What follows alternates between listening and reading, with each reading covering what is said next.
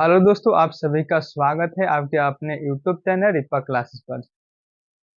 साथियों, आज का ये जो वीडियो है ना, काफी जानदार और शानदार होने वाली है, क्योंकि आज के इस वीडियो में एक ऐसे टॉपिक लेकर आए हैं जिसमें काफी आनंद आने वाला है। तो जी हाँ दोस्तों, आज का जो ये वीडियो है ना, इसमें हम न्यूट्रिशन यानी कि पोषण के बारे में बताने वाले हैं। साथियों, हमें पोषण मिलता कहाँ से है? हम जो भोजन करते हैं, क्या आप जानते हैं कि उसमें क्या क्या रहता है? इसमें कार्बोहाइड्रेट, प्रोटीन, वसा, विटामिन, खनिज लवण, ये सभी अवयव हमारे भोजन में उपस्थित रहता है। जिससे क्या होता है कि जब हम भोजन करते हैं, तो जब भोजन का पाचन होता है तो क्या होता है कि हमारे शरीर के रक्त में जाकर मिल जाता है, यानी कि रक्त का निर्माण होता है। तो इन्हीं सब बातों पे आज चर्चा करेंगे, तो चलिए वीडियो को शुरू करते हैं। देखिए, न्यूट्रिशन यानी कि पोषण। देखिए, यहाँ पे भोजन के अवयव यानी कि भोजन में क्या क्या चीज रहता है।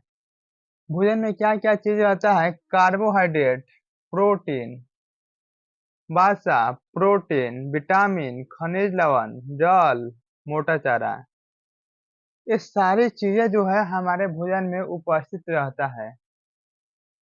तो आइए एक एक करके इन सभी के बारे में जानते हैं। सबसे पहले देखेंगे कार्बोहाइड्रेट। कार्बोहाइड्रेट को शर्करा भी कहते हैं। कार्बोहाइड्रेट क्या है? कार्बोहाइड्रेट हमारे शरीर का निर्माण में 1% भूमिका निभाता है। इसका सूत्र क्या होता है? C6H12O6। C6H12O6 कार्बोहाइड्रेट का फॉर्मूला है। इसका अनुपात होता है 1:2:1। देखिए, ये जो 6 12 6 है, इसको घटाएंगे तो 1:2:1 में आ जाएगा। देखिए, 1 ग्राम कार्बोहाइड्रेट से 4.2 किलो कैलोरी ऊर्जा मिलता है। कितना ऊर्जा मिलता है? 4.2 किलो कैलोरी ऊर्जा 1 ग्राम कार्बोहाइड्रेट से मिलता है। कार्बोहाइड्रेट 3 प्रकार का होता है: मोनोसेकेराइड, डाइसेकेराइड, पॉलीसेकेराइड। तो चलिए एक एक करके इनके बारे में जानते हैं। सबसे पहले देखेंगे मोनोसेकेराइड। मोनोसेकेराइड क्या है? सिंगल शर्करा यानी कि सिंगल कार्बोहाइड्रेट को मोनोसेकेराइड कहते हैं। इसमें कार्बोहाइड्रेट का एक अणु रहता है। कार्बोहाइड्रेट का एक अणु रहता है, उसे मोनोसेकेराइड कहते हैं।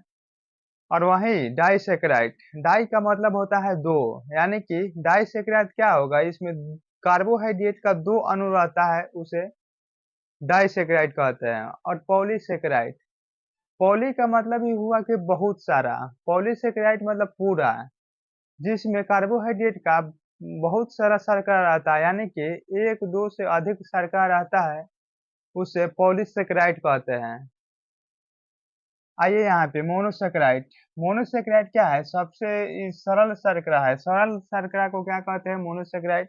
इसमें कार्बोहाइड्रेट का एक अणु उपस्थित रहता है। जैसे यहाँ पे देखिए, ग्लूकोज।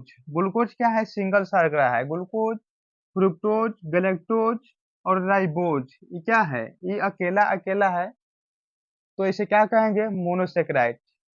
एग्जाम में सवाल दे देगा कि मतलब कि निम्नलिखित में से कौन मोनोसेकेराइड है। यहाँ पे इसमें से कोई भी रहेगा, इसको याद रखिएगा, तो एग्जाम में सही आंसर टिक कर लीजिएगा। कि तुरंत ऊर्जा प्राप्त करने के लिए क्या देते हैं? ग्लूकोज देते हैं। अगर किसी व्यक्ति को तुरंत ऊर्जा प्राप्त करना होता है तो हम लोग ग्लूकोज क्या करते हैं? पीते हैं। ग्लूकोज जब पीते हैं तो हमारे मुंह से ही ऊर्जा मिलना शुरू हो जाता है। किसी व्यक्ति को अगर तुरंत ऊर्जा प्राप्त करना होता है तो ग्लूकोज उसे दिया जाता है। ग्लूकोज पीने से तुरंत ऊर्जा मिल जाता है। ये देखिए, सबसे मीठा शर्करा कौन है? मीठा शर्करा कौन है? तो फ्रुक्टोज है। सवाल कहेगा कि मीठा शर्करा कौन है? तो फ्रुक्टोज। फ्रुक्टोज जो है सबसे मीठा शर्करा है। जो कौन सी चीजों में पाया जाता है? तो फलों में पाया जाता है। जितने भी फल है, सेब, अनार, केला, अंगूर, ये सारे चीज में क्या रहता है? फ्रुक्टोज रहता है। फ्रुक्टोज को क्या कहते हैं? सबसे मीठा शर्करा कहा जाता है? राइबोज किसमें रहता है? राइबोज डीएनए तथा आरएनए में होता है। डीएनए तथा आरएनए में क्या होता है? राइबोज होता है। अब चलिए चलते हैं इस पे, डाइसेकेराइड। इसको क्या कहते हैं? इसको मतलब कार्बोहाइड्रेट का इसमें दो अणु रहता है, दो कार्बोहाइड्रेट का अणु इसमें रहता है। अगर कार्बोहाइड्रेट मिल जाता है तो उसे डाइसेकेराइड कहते हैं। डाई का मतलब होता है दो। दो डाई का मतलब क्या होता है? दो।